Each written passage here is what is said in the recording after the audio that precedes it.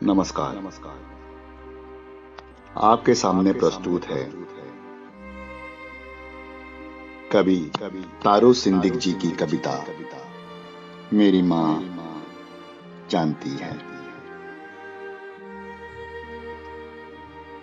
मेरी माँ शब्दों के आगे अंधी हो जाती है, लेकिन उन काले अक्षरों के बीच छिपे उज्जवल कल को मेरी माँ जानती है।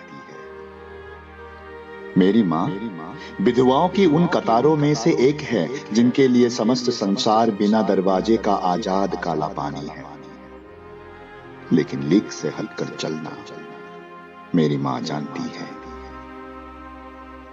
मेरी माँ बच्चों की हल्की चोट से घायल हो जाती है, लेकिन परंपरा की हर रणभूमि में अस्त्र शस्त्रों की फसल उगाना मेरी माँ जानती है।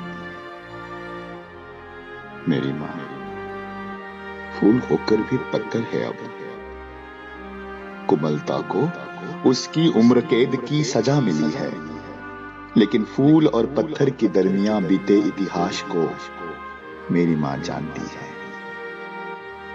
मेरी माँ वो पतंग है जिसकी डोर टूट चुकी है, लेकिन माँ से बाप बनना मेरी माँ जानती है।